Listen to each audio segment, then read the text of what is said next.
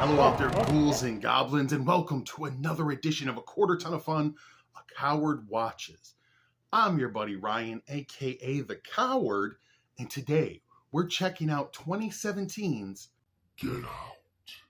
This movie was director Jordan Peele's first big breakout in the horror genre, and he's gone on to have a few other hits since then. This movie has everything. Creepy white people, creepy black people, magic teacups, slavery bingo, and Lakeith Stanfield, or as we white people generally know him, that guy from Atlanta. No, not Donald Glover. No, not the rapper guy. Yeah, the other guy. Get Out starts with a young black man walking around a neighborhood. He's lost. He's looking for directions. A car pulls up. It's following him. He's like, oh, this is going to be trouble. He tries to walk the other way, and he's kidnapped by a man and thrown in the car. We cut away from that to our main character, Chris. He's a young black man. He's a nature photographer, and we meet his girlfriend.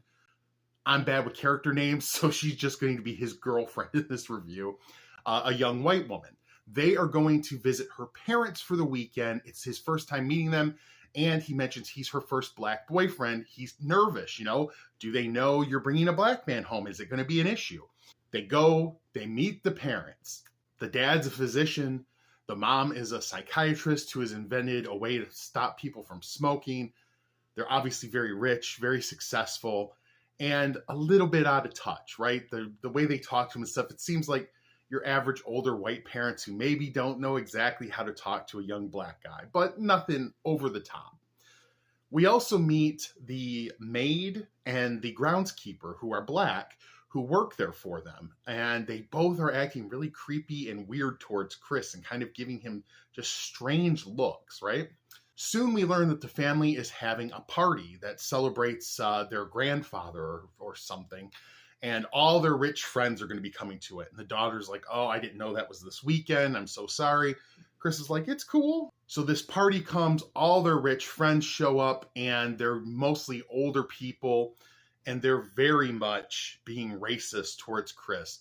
Chris is getting kind of uncomfortable, and he walks off and he meets the one sort of normal seeming person there who is an art collector who is blind. He tells him his assistant helps him see the work, and they have a nice conversation. The guy knows Chris, he knows his photography, and he's a fan. So a little later at the party, Chris sees the young black man we saw at the beginning of the movie. Lakeith Stanfield is playing him, by the way. Not Donald Glover, not the rapper, the other guy. Yeah. But he's acting completely different. He's dressed up in really fancy duds. He's talking in a bizarre way. He's just completely different from what we saw at the beginning of the movie. And when they interact, it's really strange. And Chris is kind of like, I think I might know this guy. He goes to take a picture of him to send to his friend who he's been talking to, a friend who's taking care of his dog out of the city. And when he does, the flash goes off. And when it goes off, the guy goes nuts. He starts attacking Chris, pushing him, saying, get out, get out. And now we'll come to know he's actually warning Chris he needs to get out. He's in danger. But we take it as, oh, he's aggressive. Something's happened with that camera flash that messed up his mind. So after this happens, Chris and the girlfriend go for a walk. And by this point, enough weird, creepy stuff has happened with the maid and the groundskeeper acting weird. And this whole thing with the guy attacking him. Chris is thinking something weird is going on here, right? And he's wanting to leave. He's wanting to get out of here. While he and the girlfriend are away on a walk, we see that the father is auctioning Chris off. They says they're going to play bingo, but it's basically a slave auction happening with a big picture of Chris, and these rich white people are trying to buy him. And we find out that the blind art collector who knows his work is the guy who's buying him. Things continue ramping up, and during this time, Chris has been talking to his friend out of the city who's a TSA agent, played by Little Rel Howery. He's hilarious in this. He's the comic relief, and he's great at it. He brings a lot of comedy to the movie and lightens up the tension when it needs it. So Chris wants to leave. He starts packing his things up, and he happens to find a box of pictures that are his girlfriend's, and it's her with a bunch of black men. And then at the end, it's the gardener and the maid that she's with. All of these, it's like romantic pictures like their partners. Now, in the beginning, we had established he was her first black boyfriend. Who are all these pictures of these black men, and why are the gardener and the maid in this box too. What is going on? And at this point, I think Chris figures something really bad is happening here. Oh, and I forgot this part, which is important. I should have mentioned this earlier. The mom at some point gets Chris alone and she hypnotizes him. And she's making him think about when his mother died when he was a little kid in a hit and run accident. And she sends him to what she calls the sunken place, where he kind of sees himself regressing into his own mind. So at this point, Chris is ready to go. He's going to make a run for it. He asks the girlfriend for the keys. He says he's going to go load the car up. He's going to jet, right? She can't find her keys, right? He goes downstairs. The mom, the dad, their brother, who is also like a creepy guy, they're all kind of blocking his way, trying to make him not leave. He's asking the girlfriend, where are the keys? She pulls them out real sarcastically. She's like, you know, I can't give you these keys, babe. I'm a really good actor, so that's exactly how she said it. A fight ensues. Chris is knocked out, and they say, take him to the basement. He's taken to the basement. He's strapped into a chair, and he's forced to watch TV, and it's brainwashing him, and it's conditioning his mind. So then a video plays explaining exactly what's happening to him. This family is part of a cult. They take young, able-bodied black people, they take their brains out of their head, and they take old white people and transplant them into this new brain. The black person is still in there. They're in that sunken place, and they have no control. They're just like a passenger in their own mind as this white person takes over their life and their body. And Chris is sitting here, and all through the movie, whenever he's hypnotized or he's stressed, we see that he's scratching at the armchair that he's in, right? The brother comes to get him. They're going to do this surgery on him.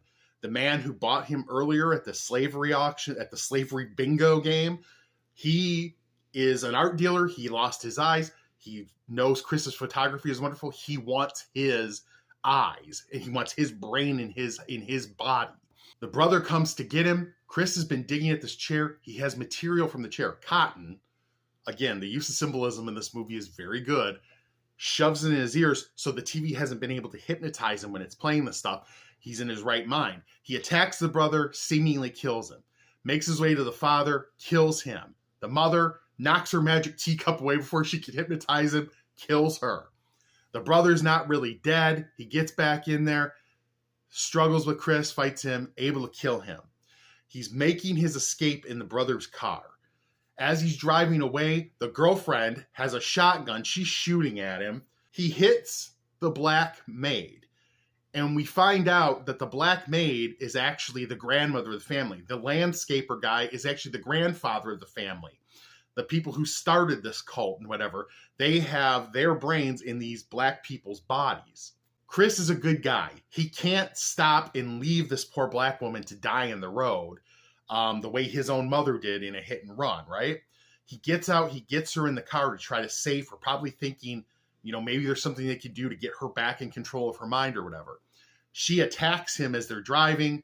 They crash. The car's inoperable. She's dead. Chris gets out. He's trying to escape. He's badly hurt. He's limping along. The grandfather comes running after him to attack him, as does the granddaughter with a shotgun. Chris, remembering what happened with the phone flash earlier, takes it out and takes a picture of the grandfather. And we see for a second, whatever part of the original person's brain is still working in there starts working. He turns around to the granddaughter and says, let me finish him. He takes the gun, turns around, blasts her in the stomach, then blasts himself in the head. I'm assuming because he knows he's going to lose control and not be in control of himself again. He doesn't want to be stuck in his own head anymore. Chris is choking the girlfriend, trying to kill her. Police car pulls up, and you're thinking, oh boy, this is not going to... The black man choking a rich white woman with a bunch of dead bodies and chaos everywhere. This cannot end well. But it turns out it's his buddy from the TSA who has been looking for him, trying to rescue him. They get in the car. They drive off. We see the girlfriend die. End of movie. All right, so let's score this thing. As you know, we give every movie 2 scores. A quality score, how good of a movie is it? And a horror score, did it make me piss my pants? As for quality, this is a great movie. Honestly, it's well made. It's one of those movies where things are introduced and then they pay off later on. The camera flash, the clawing at the chair, his friend looking for him and everything. There are a lot of little things like that that are set up and paid off. And I know that might seem like a low bar for a movie to hit. Everything should be introduced and then pay off. But this movie does it really well. And I think in horror especially, introducing those things and having them pay off in a satisfying way keeps you in the story. And this is a cool concept, but it's a little out there, right? They're kidnapping people, they're doing brain surgery. There's a lot to sort of explain. It could get goofy. It could get to where you lose the tension later in the movie. And because of the way the movie is set up, they maintain that tension, the payoffs are earned, and it just makes for a great movie. I'm going to give it a 4 out of 5. I'm almost tempted to go higher, but because we're early in this experiment, I don't want to get too crazy.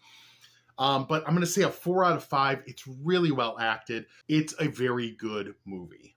Now, as to the horror quotient, there are some jump scares in this that are more effective than any jump scares I've seen so far. They work. They're a little scary. There's a creepiness and a tension in the movie, and especially the way that the gardener and the maid are acting towards Chris and everything.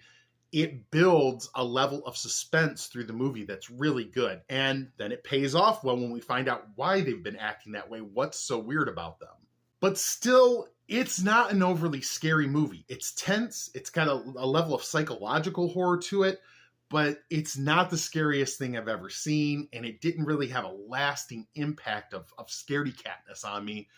My drawers were dry.